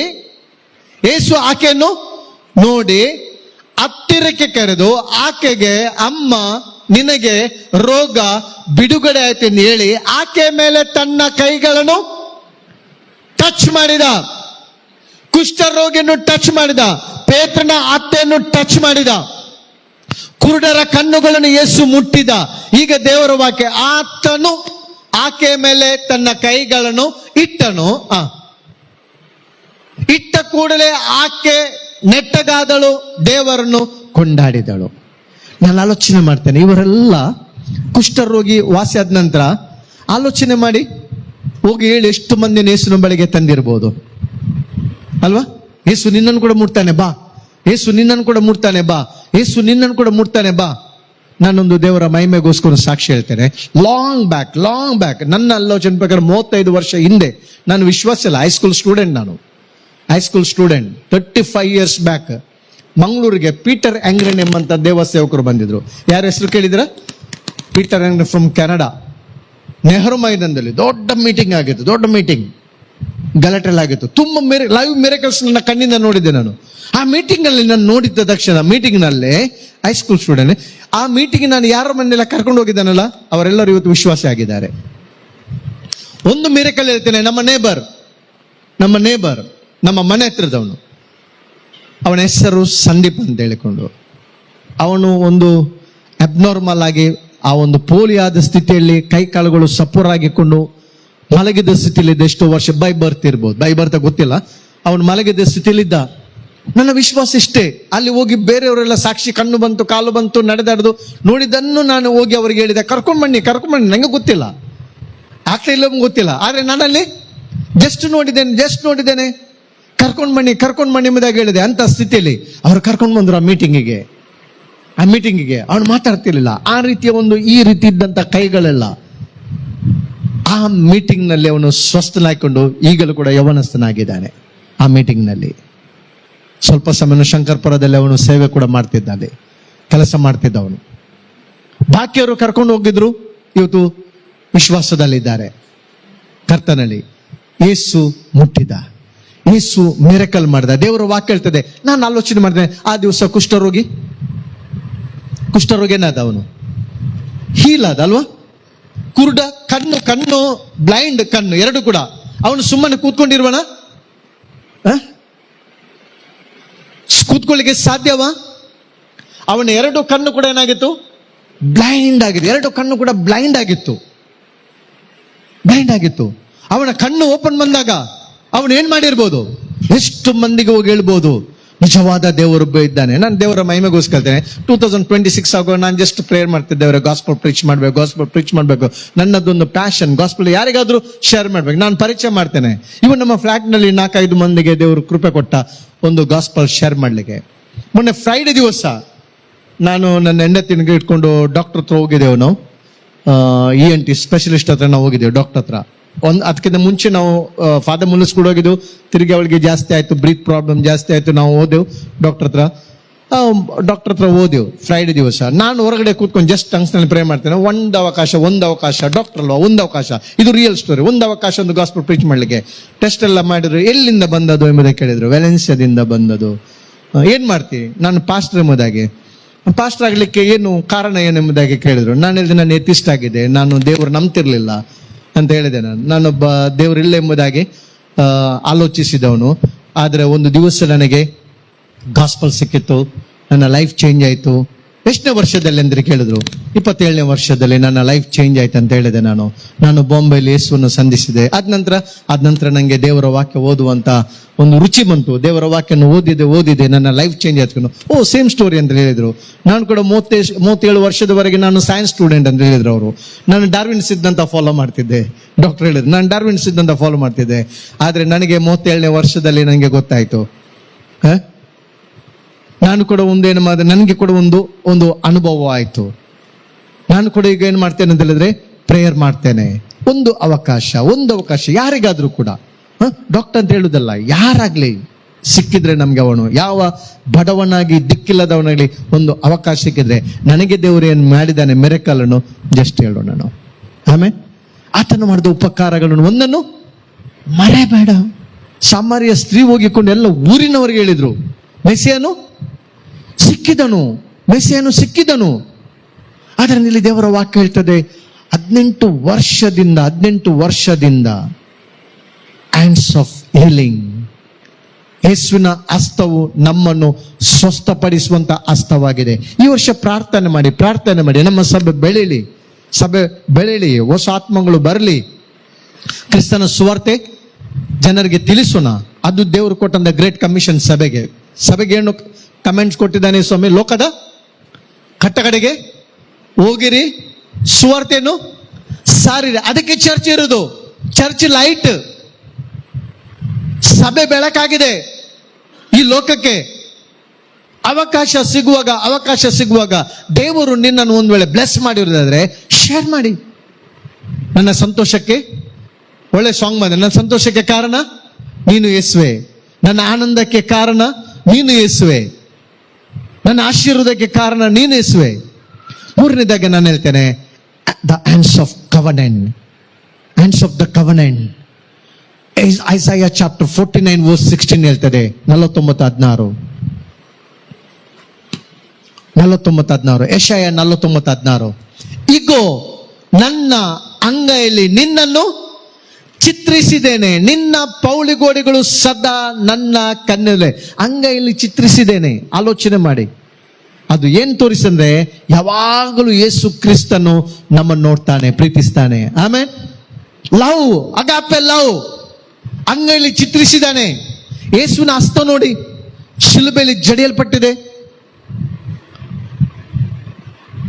ಒಂದು ಸ್ತ್ರೀ, ದೊಡ್ಡ ಸೇವೆ ಮಾಡಿದಂತ ಸ್ತ್ರೀ, ಅವರ ಟೆಸ್ಟಮನಿ ಹೇಗೆ ಅಂತ ಹೇಳಿದ್ರೆ, ಅವ್ರು ಒಂದು ದಿವಸ ತಾಯಿ 2 ಆಣೆ ಕಾಯಿನ್ ಕೊಟ್ಟು ಟ್ರೈನ್ ಟಿಕೆಟ್ ಬುಕ್ ಮಾಡ್ಲಿಕ್ಕೆ ಕಳಿಸ್ತಾಳೆ ಮಗಳನ್ನು. ಆ ಚಿಕ್ಕ ಬಾಳಕಿ ರೈಲ್ವೆ ಸ್ಟೇಷನ್ ನಡ್ಕೊಂಡು ಹೋಗುವಾಗ ಒಂದು ಗುಂಪು ಜನರು ಸೇರಿದ್ದಾರೆ. ಸೌಂಡ್ ಕೇಳ್ತಿದೆ, ಮ್ಯೂಸಿಕ್ ಸೌಂಡ್ ಕೇಳ್ತಿದೆ, ಸ್ವರ ಕೇಳ್ತಿದೆ. ಏನೆಂಬುದಾಗಿ ಗದ್ದಲದಲ್ಲಿ ಇಣಿಕಿ ನೋಡುವಾಗ ಒಬ್ಬ ಸೇವಕರು ಏನ್ ಮಾಡ್ತಿದ್ದಾರೆ? ಪ್ರೀಚ್ ಮಾಡ್ತಿದ್ದಾರೆ. ಯೇಸುವಿನ ಹಸ್ತದ ಬಗ್ಗೆ ಅವರದಲ್ಲಿ ಟೆಸ್ಟ್ ಮಾಡೋದು. ಯೇಸುವಿನ ಹಸ್ತದ ಬಗ್ಗೆ, ಯೇಸುವಿನ ಹಸ್ತ ನಿನ್ನನ್ನು ರೂಪಿಸ್ತದೆ, ರೂಪಾಂತರ ಮಾಡ್ತದೆ, ಸ್ವಸ್ಥ ಮಾಡ್ತದೆ, ನಿನ್ನ ಕೈ ಹಿಡಿದು ನಡೆಸ್ತದೆ ಎಂಬುದಾಗಿ ಅವ್ರು ಪ್ರೀಚ್ ಮಾಡುವಾಗ ಅವಳಿಗೆ ಏನಾಯ್ತು? ಮರೆತು ಬಿಟ್ಲು ಟ್ರೈನ್ ಟಿಕೆಟ್ ಕೊಂಡೋಗ್ಬೇಕೆಂಬುದಾಗಿ. ಆ ದೃಶ್ಯವನ್ನು ನೋಡಿದ್ಲು ಅವಳು, ದರ್ಶನ ನೋಡಿದ್ಲು, ಯೇಸುವಿನ ಶಿಲುಬೆಯ ದರ್ಶನ. ಕೈಗಳು ಜಡಿಯಲ್ಪಟ್ಟಿದೆ. ಆಗ ಅವಳು ಮುಖ ನೋಡಿದ್ಲಂತೆ. ಆ ಕೈಯಲ್ಲಿ ಇಗೋ ನಿನ್ನನ್ನು ನನ್ನ ಅಂಗೈಯಲ್ಲಿ ಚಿತ್ರಿಸಿದ್ದೇನೆ. ಆ ದೃಶ್ಯ ಅವಳು ಮುಖ ಅಲ್ಲಿ ಕಾಣ್ತಾ ಇದೆ. ಇವತ್ತು ಕ್ರಿಸ್ತನ ಗಾಯವುಳ್ಳ ಹಸ್ತದಲ್ಲಿ ನಾವಿದ್ದೇವೆ. ಒಡಂಬಡಿಕೆ ಹಸ್ತ ಅದು. ಯೇಸುಸ್ವಾಮಿ ನಮ್ಮನ್ನು ನೋಡ್ತಾ ಇದ್ದಾನೆ, ಮರೆಯಲಿಲ್ಲ. ಆತ ನಮ್ಮನ್ನು ಮರೆತು ಬಿಡಲಿಲ್ಲ. ಎವ್ರಿ ಮೂಮೆಂಟ್, ಎವ್ರಿ ಡೇ ನಿನಗೆ ಸಂಕಟ ಕಷ್ಟಗಳು ಬಂದಾಗ ಯೇಸು ನಿನ್ನನ್ನು ನೋಡ್ತಾನೆ, ಯೇಸು ನಿನ್ನನ್ನು ಪ್ರೀತಿಸ್ತಾನೆ, ಯೇಸು ನಿನ್ನ ನೋಡ್ತಾ ಇದ್ದಾನೆ ತನ್ನ ಕರದಲ್ಲಿ. ಆ ದಿವಸ ಅವಳು ಏನ್ ಮಾಡಿದ್ರು? ಆ 2 ಆಣೆ, ಟಿಕೆಟ್ಗೆ ಕೊಟ್ಟಂತ ಆಣೆಯನ್ನು ಆ ಸೇವಕರಿಗೆ ಕೊಟ್ಟು ಹೇಳಿದ್ರು, ಇದು ನನ್ನ ಯೇಸುವಿಗೆ ಕಾಣಿಕೆ. ಆ ಪ್ರೀತಿಯ ಹಸ್ತದಿಂದ ನನ್ನನ್ನು ಕ್ಷಮಿಸಿದನಲ್ಲ, ನನಗೆ ಬದುಕು ಕೊಟ್ಟಿದ್ದಾನಲ್ಲ, ನನ್ನ ರೂಪಿಸ್ತಾನಲ್ಲ, ಆತನಿಗೆ ನನ್ನ ಕಾಣಿಕೆ. ಅದಂತರ ತನ್ನನ್ನು ಸಂಪೂರ್ಣವಾಗಿ ತ್ಯಾಗ ಮಾಡಿಕೊಂಡು, ಮನೆದು ಸ್ಟೋರಿ ನಂಗೆ ಗೊತ್ತಿಲ್ಲ, ಪೆಟ್ಟು ಬಿತ್ತ, ಅವ್ರ ಊರಿಗೆ ಹೋದ್ರ ಗೊತ್ತಿಲ್ಲ, ಏನು ಸ್ಟೋರಿ ಗೊತ್ತಿಲ್ಲ. ಆದ್ರೆ ಒಂದು ಸ್ಟೋರಿ ಏನಂತ ಹೇಳಿದ್ರೆ, ಕೊನೆಯ ಎಂಡ್ ಸ್ಟೋರಿ ಅವಳದೇನೆಂದರೆ, ಸಸ್ಪೆನ್ಸ್ ಏನಂದ್ರೆ ಆ ಸ್ಟೋರಿದು, ಅವಳು ಕರ್ತನ ಸೇವೆಗೆ ತನ್ನನ್ನು ಸಮರ್ಪಿಸಿಕೊಂಡು ಜೀವಮಾನವೆಲ್ಲ ಪ್ರಾಯ ಆಗೋವರೆಗೂ ಕೂಡ ಅವಳು ಕರ್ತನ ಸೇವೆಯನ್ನು ಮಾಡಿದ್ಲು.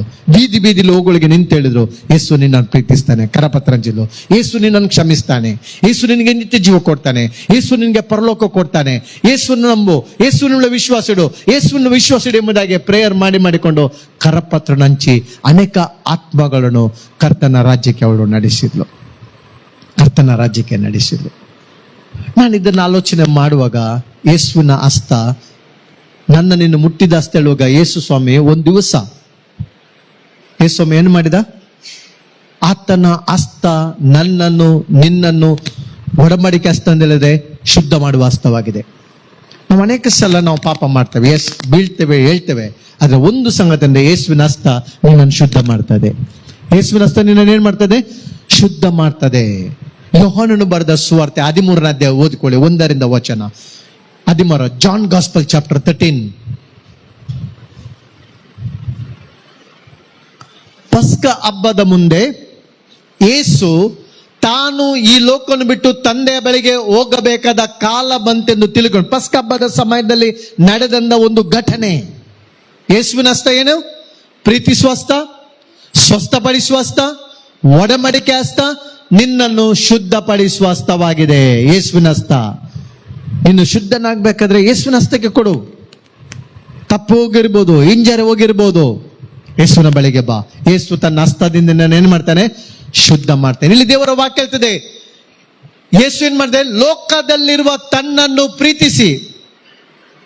ಸ್ಟಾಪ್. ಪ್ರೀತಿಸಿ. ಹೇಗೆ ಪ್ರೀತಿಸಿದ ಯೇಸು? ಅದಕ್ಕೆ ಹೇಳಿದೆ ಪ್ರೀತಿ ಹಸ್ತ. ಪ್ರೀತಿಸಿ ಪರಿಪೂರ್ಣವಾಗಿ ಅವರನ್ನು ಪ್ರೀತಿಸುತ್ತಾ ಬಂದನು. ನೋಡಿ, ಯೇಸುವಿನ ಪ್ರೀತಿ ಇಲ್ಲಿ ನೋಡ್ತೇವೆ ನಾವು. ಯೇಸು ಏನ್ ಮಾಡಿದ? ಆ ಸಬ್ಬತ್ ಹಬ್ಬದ ಸಮಯದಲ್ಲಿ, ಪಸ್ಕ ಹಬ್ಬದ ಸಮಯದಲ್ಲಿ ಶಿಷ್ಯರನ್ನು ಪ್ರೀತಿಸಿದ, ಲೋಕದಲ್ಲಿರುವ ಜನರನ್ನು ಪ್ರೀತಿಸಿದ. ಅದಕ್ಕಾಗಿ ಏನ್ ಮಾಡಿದ ಅಂತ ಹೇಳಿದ್ರೆ, 2ನೇ ವಚನದಿಂದ ನಾವು ನೋಡ್ತಿದ್ದೇವೆ. ಅವರು ಊಟಕ್ಕೆ ಕೂತ್ಕೊಂಡಿದ್ರು. ಯೇಸು ಸ್ವಾಮಿ ಮತ್ತು ಶಿಷ್ಯರೆಲ್ಲರೂ ಏನ್ ಮಾಡಿದ್ರು? ಊಟಕ್ಕೆ ಕೂತ್ಕೊಂಡಿದ್ದ ಯೇಸು ಸ್ವಾಮಿ ಊಟದಿಂದ ಎದ್ದು ಊಟಕ್ಕೆ ಕೂತ್ಕೊಂಡಿದ್ರು. ಅಷ್ಟರೊಳಗೆ ಸೈತಾನನು ಸೀಮೋನನ ಮಗನಾದ ಇಸ್ಕರಿಯೋತನ ಮನಸ್ಸಿನಲ್ಲಿ ಯೇಸುವನ್ನು ಹಿಡಿದುಕೊಳ್ಬೇಕೆಂಬ ಆಲೋಚನೆ ಹುಟ್ಟಿಸಿದ್ದನು. 3ನೇ ವಚನ, ಯೇಸು ತನ್ನ ಕೈಯಲ್ಲಿ ತಂದೆ ಎಲ್ಲವನ್ನು ಕೊಟ್ಟಿದ್ದಾನೆಂದಳು ತಾನು ದೇವರ ಬಳಿಯಿಂದ ಹೊರಟು ಬಂದದ್ದು ಮತ್ತೆ ದೇವರ ಬಳಿಗೆ ಹೋಗುತ್ತೆ ತಿಳಿದುಕೊಂಡವನಿಗೆ ಊಟವನ್ನು ಬಿಟ್ಟು ಎದ್ದು. ಊಟವನ್ನು ಎಲ್ಲರೂ ಊಟ ಮಾಡ್ಲಿಕ್ಕೆ ಕೂತ್ಕೊಂಡಿದ್ದಾರೆ, ಪಸ್ಕ ಹಬ್ಬದ ಊಟಕ್ಕೆ ಕೂತ್ಕೊಂಡಿದ್ದಾರೆ. ಯೇಸು ಊಟವನ್ನು ಬಿಟ್ಟು ಅಲ್ವಾ? ಯೇಸುಮಿ ಊಟವನ್ನು ಬಿಟ್ಟು ಸಡನ್ ಯೇಸುಮಿ ಪ್ರೀತಿಸ್ತಾ ಬಂದಾನಂತೆ. ಶಿಷ್ಯರನ್ನು ಪ್ರೀತಿಸ್ತಾ, ಲೋಕದನ್ನೆಲ್ಲ ಪ್ರೀತಿಸ್ತಾ ಬಂದ. ಸಡನ್ ಆಗಿ, ಅದಕ್ಕೆ ನಾನು ಒಡಂಬಡಿಕೆ ಹಸ್ತ ಅಂತ ಹೇಳಿದ್ರೆ, ಈ ಒಡಂಬಡಿಕೆ ಏನಂತ ಹೇಳಿದ್ರೆ, ಆತನು ರಕ್ತವನ್ನು ಕೊಟ್ಟು ನಿನ್ನನ್ನು ಕ್ರಾಯ್ಕೆ ಕೊಂಡುಕೊಂಡಿದ್ದಾನೆ. ಆದರೆ ನಿನ್ನನ್ನು ಯಾವಾಗಲೂ ಜ್ಞಾಪಕ ಮಾಡಿಕೊಳ್ತಾನೆ, ನಿನ್ನ ನೆನಪು ಮಾಡಿಕೊಳ್ತಾನೆ, ನಿನ್ನ ಬಗ್ಗೆ ಯೋಚಿಸ್ತಾನೆ, ನಿನ್ನ ಬಗ್ಗೆ ಆತನ ಆಲೋಚನೆ ಮಾಡ್ತಾನೆ, ನಿನ್ನ ಫ್ಯೂಚರ್ ಬಗ್ಗೆ ಆತನ ಥಿಂಕ್ ಮಾಡ್ತಾನೆ, ನಿನ್ನ ಭವಿಷ್ಯದ ಬಗ್ಗೆ 2026 ನಲ್ಲಿ ನಿನ್ನನ್ನು ಹೇಗೆ ನಡೆಸಬೇಕು, ಯಾವ ರೀತಿ ನಡೆಸಬೇಕು, ಎಲ್ಲವನ್ನ ಆತನು ಪ್ರೋಗ್ರಾಮ್ ಅನ್ನು ಆತನ ಏನ್ ಮಾಡಿದ್ದಾನೆ? ಪ್ಲಾನ್ ಮಾಡಿದ್ದಾನೆ. ಯಾಕಂದ್ರೆ ಆತನು ನಿನ್ನೊಟ್ಟಿಗೆ ಒಡಂಬಡಿಕೆ ಮಾಡಿದ್ದಾನೆ, ಆತನು ಸಭೆ ಒಟ್ಟಿಗೆ ಒಡಂಬಡಿಕೆ ಮಾಡಿದ್ದಾನೆ, ತನ್ನ ರಕ್ತವನ್ನು ಕೊಟ್ಟಿದ್ದಾನೆ. ನಂತರ ದೇವರ ವಾಕ್ಯ ಹೇಳ್ತದೆ, ಯೇಸು ತನ್ನ ಕೈಯಲ್ಲಿ ಊಟವನ್ನು ಬಿಟ್ಟು ಎದ್ದು ಒದ್ದಿದ ಮೇಲೊದಿಕೆಯನ್ನು ತೆಗೆದಿಟ್ಟು ಕೈ ಪೌಡವನ್ನು ತಕೊಂಡು ನಡುವಿಗೆ ಏನ್ ಮಾಡಿದ? ಕಟ್ಟಿಕೊಂಡನು. ಆಗ ಬೋಗುಣಿಯಲ್ಲಿ ನೀರು ಹಾಕಿಕೊಂಡು ಶಿಷ್ಯರ ಕಾಲುಗಳನ್ನು ತೊಳೆದನು. ಏನ್ ಮಾಡ್ದ? ತನ್ನ ಹಸ್ತದಿಂದ. ಈ ಹಸ್ತ ಆಲೋಚನೆ ಮಾಡಿ, ಯೇಸುವಿನ ಹಸ್ತ ಯಾವ ಹಸ್ತ? ರಾಜಾದಿ ರಾಜನು. ಯಾರು ಯೇಸು? ಭೂಲೋಕ ಪರಲೋಕ ಉಂಟು ಮಾಡಿದ ಸೃಷ್ಟಿಕರ್ತನು, ಮಹಿಮೆಯ ದೇವರು. ನೋಡಿ, ಇಸ್ರೇಲ್ ನಲ್ಲಿ ಪ್ರತಿಯೊಬ್ಬ ಮನೆಯಲ್ಲಿ ಒಬ್ಬ ಗುಲಾಮನಿದ್ದಾನೆ. ಅವನು ಮನೆ ಹೊರಗಡೆ ಕೂತ್ಕೊಳ್ಬೇಕು. ಗುಲಾಮನು ಅವನ ಪ್ಲೇಸ್ ಅಲ್ಲಿ ಮನೆಯ ಹೊರಗಡೆ. ಇಸ್ರೇಲ್ ನಲ್ಲಿ ರಾಜ ಮನೆತಲ್ಲಿ ಪ್ರತಿಯೊಬ್ಬರಲ್ಲಿ ಗುಲಾಮರಿದ್ದಾರೆ. ಅವ್ರ ಗುಲಾಮರು. ಅವನು ಎಲ್ಲಿ ಕೂತ್ಕೊಳ್ಬೇಕು? ಅವನು ಮನೆ ಹೊರಗಡೆ ಕೂತ್ಕೊಳ್ಬೇಕು. ಅವನ ಕೆಲಸ ಏನು? ಅವನ ಬಟ್ಟೆ, ಕೊಳಕು ಬಟ್ಟೆ, ಸ್ನಾನ ಇಲ್ಲ. ಅವನು ಬರುವಂತ ಮನೆಗೆ ಬರುವಂತ ಪ್ರತಿಯೊಬ್ಬ ಚಿಕ್ಕ ಮಕ್ಕಳಾಗ್ಲಿ, ಸ್ತ್ರೀಯರಾಗ್ಲಿ, ಪುರುಷರಾಗ್ಲಿ, ಪ್ರತಿಯೊಬ್ಬರ ಕಾಲನ್ನು ವಾಶ್ ಮಾಡ್ಬೇಕು. ಅವನು ಗುಲಾಮನು ವಾಶ್ ಮಾಡಬೇಕು. ಅವನೇನ್ ಮಾಡಬೇಕು? ಕಾಲನ್ನು ಹೊರಸ್ಬೇಕು, ಅವನು ಒಳಗೆ ಕಳಿಸ್ಬೇಕು. ಇದು ಒಂದು ಪದ್ಧತಿ. ಗುಲಾಮರು ಅವರಿಗೆ ವಿಮೋಚನ ಕಾಂಡದಲ್ಲಿ ಇದಲ್ಲ, 21ನೇ ಅಧ್ಯಾಯದಲ್ಲಿ ಅವರಿಗೆ 6 ವರ್ಷ ತನಕ ಇದಿಲ್ಲ, ಫ್ರೀಡಮ್ ಇಲ್ಲ. ಆ ಒಂದು ಅಗ್ರಿಮೆಂಟ್ ಎಷ್ಟು ವರ್ಷ? ಜಸ್ಟ್ ಓದ್ವಣ 21 ಎಕ್ಸೋಡಸ್ 21. ಇದನ್ನು ನಾನು ಕನೆಕ್ಟ್ ಮಾಡ್ತೇನೆ. ಇದನ್ನು 21 ಎಕ್ಸೋಡಸ್, ವಿಮೋಚನ ಕಾಂಡ 21, ವಿಮೋಚನ ಕಾಂಡ 20. ಸರಿ, ಅರ್ಥ ಆಗ್ತದೆ ಅದನ್ನು ಕನೆಕ್ಟ್ ಮಾಡಿದ್ರೆ. ವಿಮೋಚನ ಕಾಂಡ 21, ಎಕ್ಸೋಡಸ್ ಚಾಪ್ಟರ್ 21. ಮತ್ತು ನೀನು ಅವರಿಗೆ ನೇಮಿಸಬೇಕಾದ ನ್ಯಾಯವಿಧಿಗಳು ಏನಂತ ಹೇಳಿದ್ರೆ, ನಿಮ್ಮಲ್ಲಿ ಯಾವನಾದರೂ ಇಬ್ರಿಯನನ್ನು ದಾಸತ್ವಕ್ಕೆ ಕೊಂಡುಕೊಂಡರೆ, ದಾಸತ್ವದ ಬಗ್ಗೆ ಮಾತಾಡ್ತಲ್ವ, ಸ್ಲೇವ್ ಬಗ್ಗೆ, ಗುಲಾಮನ ಬಗ್ಗೆ, ದಾಸತ್ವಕ್ಕೆ ತೆಗೆದುಕೊಂಡು ಆ ಇಬ್ರಿನ 6 ವರ್ಷದವನಾದ್ರು 7ನೇ ವರ್ಷದಲ್ಲಿ ಏನು ಕೊಡದೆ ಬಿಡುಗಡೆ ಆಗ್ಬೇಕು. ಎಷ್ಟು ವರ್ಷ ಬಿಡುಗಡೆ ಆಗ್ಲಿಕ್ಕೆ? ಅವನಿಗೆ 6 ವರ್ಷ ಅವನು ಕೆಲಸ ಮಾಡಬೇಕು. ಅವನ ಹೆಂಡತಿ ಕೂಡ ನೋಡಿ, ಅವನು ಮದುವೆ ಇಲ್ಲದವನಾಗಿ ಬಂದಿದ್ರೆ ಒಂಟಿಗೆನಾಗಿ ಹೋಗ್ಬೇಕು. ಮದುವೆ ಆಗಿ ಬಂದಿದ್ರೆ ಹೆಂಡತಿ ಕೂಡ ಅವನ ಜೊತೆಯಲ್ಲಿ ಹೋಗ್ಬೇಕು. ಈಗ ಅವನಿಗೆ ಮನಸ್ಸಿಲ್ಲ ಹೋಗ್ಲಿಕ್ಕೆ. ಓ, ನನ್ನ ಯಜಮಾನ ಒಳ್ಳೆದ್ದಾನೆ, ನಂಗೆ ಒಳ್ಳೆ ರೆಸ್ಟ್ ಉಂಟು, ನನ್ನನ್ನು ಗುಲಾಮನಾಗೆ ನೋಡುದಿಲ್ಲ ಅಂತೇಳಿ ಯಾರಾದ್ರೂ ಅಂತವ್ರು ಸಿಕ್ಕಿದ್ರೆ, ಇಲ್ಲ, ಚಾನ್ಸ್, ನೋ ಚಾನ್ಸ್. ಅವನ ಪ್ಲೇಸ್ ಎಲ್ಲಿ ಗುಲಾಮಂದು? ಅದೊಂದು ಕರಾರು. ಫಿಲಮನ್ನು ನೋಡ್ತೇವಲ್ಲ, ಅವನ ಮನೇಲಿ ಯಾರು ಒನಸಿಮನ್ ಅಲ್ಲ, ಓಡಿ ಹೋದ ಬಗ್ಗೆ. ಓಕೆ, ಒಂದು ವೇಳೆ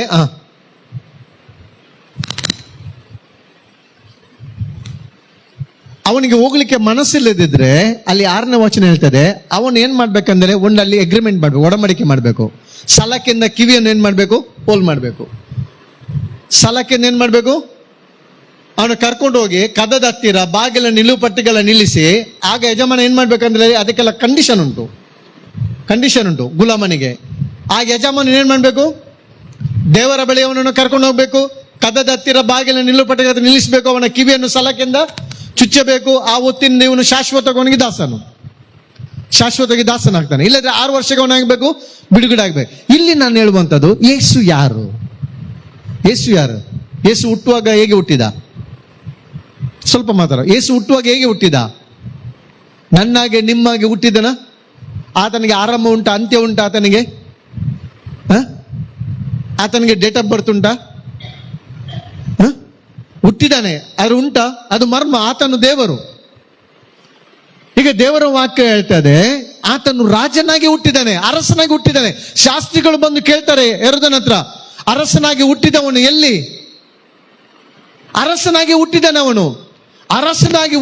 ಅರಸನ ಮನೆತನದಿಂದ ಬಂದಿದ್ದಾನೆ ಯೇಸು. ಇಲ್ಲಿ ದೇವರ ವಾಕ್ಯ ಇದೆ, ಗುಲಾಮನು ಮಾಡುವಂತ ಕೆಲಸವನ್ನು ಯೇಸು ಮಾಡ್ತಿದ್ದಾನೆ. ಶಿಷ್ಯರ ಕಾಲನ್ನು ತೊಳೆತಿದ್ದಾನೆ. ಒಂದು ದಾಸನ, ಅದಕ್ಕೆ ದೇವರ ವಾಕ್ಯ ಸ್ಪಷ್ಟವಾಗಿ ಹೇಳ್ತೇವೆ, ಯೇಸು ಹೇಗೆ ಬಂದೆ? ದಾಸನ ರೂಪವನ್ನು ಧರಿಸಿಕೊಂಡು ಬಂದ ಅಲ್ಲ, ದೇವ ಸ್ವರೂಪನ. ಫಿಲಿಪಿ 2:6 ಓದ್ಕೊಳ್ಳಿ. ಫಿಲಿಪಿ 2:6.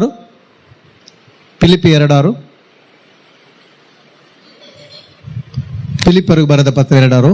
ಆತನು ದೇವ ಸ್ವರೂಪನಾಗಿದ್ರು ಕೂಡ, ಓದಿಕೊಳ್ಳಿ, ಆತನು ದೇವ, ಓದಿಕೊಳ್ಳಿ, ಆತನು ದೇವ ಸ್ವರೂಪನಾಗಿದ್ರು ಕೂಡ ದೇವರಿಗೆ ಸರಿಸಮಾನನಾಗಿರುವ ಅಮೂಲ್ಯ ಪದವನ್ನು ಬಿಡಲೊಲ್ಲೆನು ಎಂದೆನಿಸದೆ ಓದಿ, ತನ್ನನ್ನು ಬರಿದು ಮಾಡಿಕೊಂಡು ದಾಸನ ರೂಪ ಧರಿಸಿಕೊಂಡು ಮನುಷ್ಯರಿಗೆ ಸದೃಶನಾದನು. King of heaven, king of king, ಪರಲೋಕದ ಅರಸನು. ದೇವರ ವಾಕ್ಯ ಹೇಳ್ತಿದೆ, ಆ ಗುಲಾಮನ ಸ್ಥಾನವನ್ನು ತೆಗೆದುಕೊಂಡು ಆತನು ಶಿಷ್ಯರ ಕಾಲನ್ನು ತೊಳೆದ.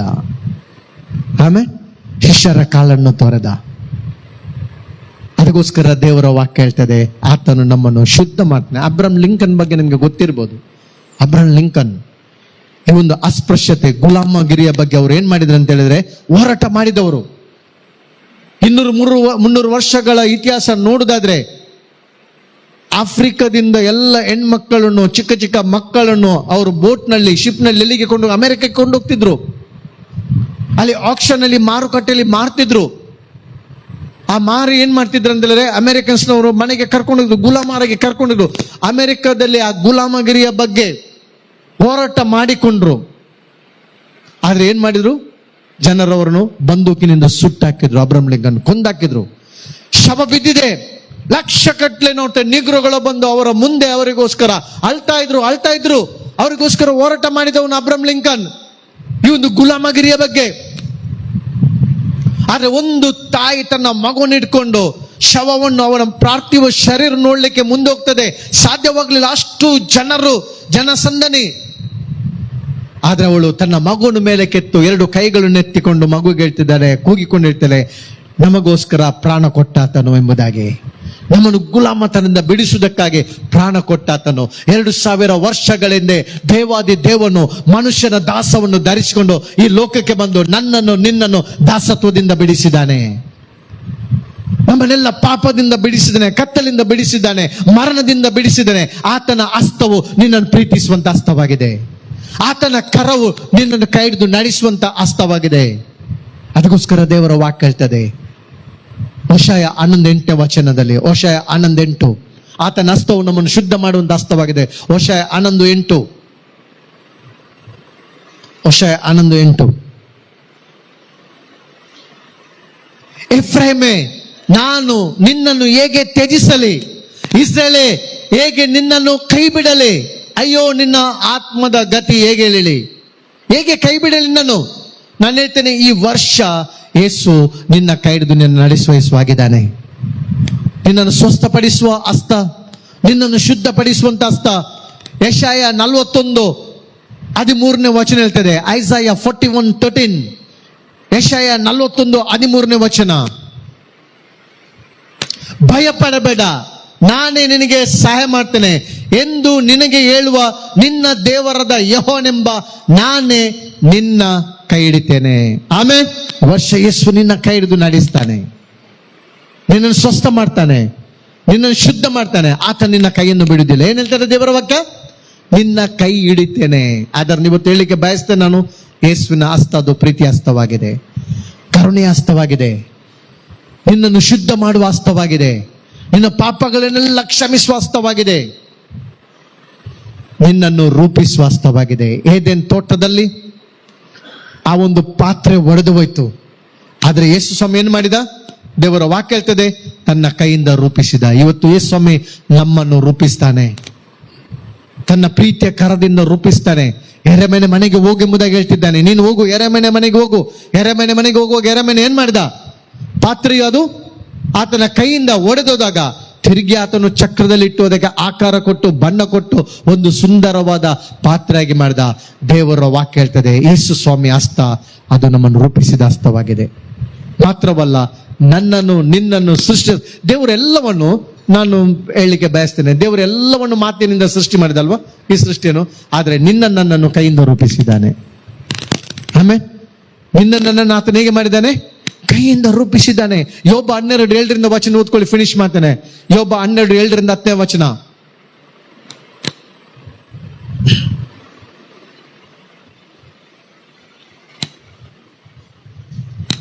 ಮೃಗಗಳನ್ನು ವಿಚಾರಿಸು. ಏನ್ ಹೇಳ್ತದೆ ದೇವರ ವಾಕ್ಯ? ಮೃಗಗಳನ್ನು ವಿಚಾರಿಸು, ನಿನಗೆ ಉಪದೇಶ ಮಾಡ್ತದೆ. ಆಕಾಶದ ಪಕ್ಷಿಯನ್ನು ಕೇಳು, ನಿನಗೆ ತಿಳಿಸ್ತದೆ. ಎಸ್, ಭೂಮಿಯನ್ನು ಮಾತಾಡಿಸು, ನಿನಗೆ ಬೋಧಿಸ್ತದೆ. ಸಮುದ್ರದ ಮೀನುಗಳನ್ನು ನಿನಗೆ ಹೇಳ್ತದೆ. ಏನನ್ನು? ಈ ಎಲ್ಲವುಗಳ ಸಾಕ್ಷಿಯಿಂದ ಯೆಹೋವನ ಕೈ, ಹೇಳಿ, ಯೆಹೋವನ ಕೈಯೇ ಸಕಲ ಕಾರ್ಯಗಳನ್ನು ಮಾಡುತ್ತದೆಂದು ಯಾರಿಗೂ ತನಗೆ ಗೊತ್ತಾಗುದಿಲ್ಲ. ನನ್ನನ್ನು ನಿನ್ನನ್ನು ರೂಪಿಸಿದಂತ ಹಸ್ತ. ಆಮೇಲೆ ತನ್ನ ಪ್ರೀತಿಯ ಹಸ್ತದಿಂದ ನಿನ್ನನ್ನು ಆತನ್ನು ರೂಪಿಸಿದ್ದಾನೆ. ಆತನ ಶ್ವಾಸ ಕೊಟ್ಟಿದ್ದಾನೆ, ಆತನ ಪ್ರಾಣ ಕೊಡ. ದೇವರ ವಾಕ್ಯ ಹೇಳ್ತದೆ, ಆತನ ಮೂಲಕ ಎಲ್ಲವೂ ಉಂಟಾಯಿತು, ಆತನಿಲ್ಲದೆ ಒಂದು ಉಂಟಾಗಲಿಲ್ಲ. ಆತನ ಮೂಲಕ, ಯೇಸು ಕ್ರಿಸ್ತನ ಮೂಲಕ ಸಮಸ್ತವು ಉಂಟಾಯಿತು. ಆತನು ಇಲ್ಲದೆ ಒಂದು ಉಂಟಾಗಲಿಲ್ಲ. ಆತನ ಹಸ್ತವು ಒಡಂಬಡಿಕೆ ಹಸ್ತವಾಗಿದೆ. ಆತನ ಹಸ್ತವು ನನ್ನನ್ನು ನಿನ್ನನ್ನು ಶುದ್ಧ ಮಾಡುವ ಹಸ್ತ, ನನ್ನನ್ನು ನಿನ್ನನ್ನು ಸ್ವಸ್ಥ ಮಾಡುವ ಹಸ್ತ, ನಿನ್ನನ್ನು ರೂಪಿಸುವಂತ ಹಸ್ತವಾಗಿದೆ. ಮಾತ್ರವಲ್ಲ, ಆತನ ಹಸ್ತ ಫೈನಲ್ ಆಗಿ ಮುಗಿಸ್ತೇನೆ. ಆತನ ಹಸ್ತವು ನಿನ್ನ ಜೀವನವನ್ನು ಬರೆದ ಹಸ್ತವಾಗಿದೆ. ಆಮೇಲೆ ನಿನ್ನ ಫ್ಯೂಚರ್ ಅನ್ನು ಬರೆದಂತ ಹಸ್ತವಾಗಿದೆ. ಯೋಹಾನನು ಬರೆದ ಸುವಾರ್ತೆ 8ನೇ ಅಧ್ಯಾಯದಲ್ಲಿ ವಚನ 6 ಓದಿಕೊಳ್ಳಿ. ಯೋಹಾನನು ಬರೆದ ಸುವಾರ್ತೆ. ಆಮೇಲೆ ತಪ್ಪು ಹೊರಿಸೋಕೆ ಏನಾದರೂ ಒಂದು ನಿಮಿತ್ತ ಬೇಕಾದ್ರಿಂದ ಈತನು ಏನನ್ನುತ್ತಾನೋ ನೋಡೋಣ ಎಂದು ಆಗ ಹೇಳಿದರು. ಆದರೆ ಯೇಸು ಬೊಗ್ಗಿಕೊಂಡು ಬೆರಳಿನಿಂದ ನೆಲದ ಮೇಲೆ ಬರೀತಾ ಇದ್ದಾನೋ. ನಮ್ಗೆ ಗೊತ್ತಿದೆ, ಸ್ತ್ರೀದು ಸ್ಟೋರಿ ಗೊತ್ತಿದ್ದಲ್ಲ. ಅವರನ್ನು ಹಿಡಿದು ಯೇಸು ಸ್ವಾಮಿ ಬಳಿಗೆ ತರ್ತಾರೆ. ನೋಡು, ಧರ್ಮಶಾಸ್ತ್ರಕ್ಕೆ ಅವನು ಏನು ಶಿಕ್ಷೆ ಕೊಡ್ತಾನೆ ಎಂಬುದಾಗಿ. ಆದ್ರೆ ದೇವರ ವಾಕ್ಯ ಹೇಳ್ತದೆ, ಯೇಸು ಬರೀತಾ ಇದ್ದಾನೆ. ಯೇಸು ನೆಲದ ಮೇಲೆ ಯೇಸನ್ನು ಬರೀತಾ ಇದ್ದಾನೆ. ಯೇಸು ಅನೇಕರು ಹೇಳ್ತಿದ್ರೆ ಯೇಸು ಸ್ವಾಮಿ ಎಲ್ಲ ಪಾಪಗಳನ್ನು ಬರೀತಿದ್ದೆಂಬುದಾಗಿ. ಆದ್ರೆ ಯೇಸು ಬರೆದದ್ದು ಸ್ಟೋರಿ ಏನಂದ್ರೆ, ನಿನ್ನ ಪಾಪದ ಕ್ಷಮಾಪಣೆಯನ್ನು ಬರೆದಿದ್ದಾನೆ. ಆಮೇಲೆ ನಿನ್ನೆಲ್ಲ ಪಾಪಗಳನ್ನು ಆತನು ಬರೆದಿದ್ದಾನೆ, ಕ್ಷಮಿಸಿದ್ದಾನೆ. ಆತನ ಹಸ್ತ ನಿನ್ನ ಫ್ಯೂಚರ್ ಅನ್ನು ಬರೆದಂತ ಹಸ್ತವಾಗಿದೆ. ಅನೇಕ ಪುಸ್ತಕಗಳನ್ನು, ಪೌಲನ 14 ಪತ್ರಿಕೆಗಳನ್ನು ಬರೆದಿದ್ದಾನೆ, ಯೋಹಾನನು ಬರೆದಿದ್ದಾನೆ, ಮೋಶ 5 ಕಾಂಡಗಳನ್ನು ಬರೆದಿದ್ದಾನೆ, ತೋರ 5 ಪುಸ್ತಕಗಳನ್ನು ಬರೆದಿದ್ದಾನೆ. ಎಲ್ಲ ಪುಸ್ತಕಗಳು ನಮ್ಗೆ ದೇವರ ಬಗ್ಗೆ ತಿಳಿಸ್ತದೆ. ಆದ್ರೆ ಯೇಸು ಕ್ರಿಸ್ತನು ನಿನ್ನ ಫ್ಯೂಚರ್ ಅನ್ನು ಬರೆದಿದ್ದಾನೆ. ನನ್ನನ್ನು ಫ್ಯೂಚರ್ನು ಬರೆದಿದ್ದಾನೆ. ನಿನ್ನ ಕ್ಷಮಾಪಣೆನ ಆತನು ಬರೆದು ಸೈನ್ ಹಾಕಿದ್ದಾನೆ. ನಿನ್ನ ಪಾಪಗಳು ಮಗಳೇ ಕ್ಷಮಿಸಲ್ಪಟ್ಟಿದೆ, ಸಮಾಧಾನದಿಂದ ಹೋಗು.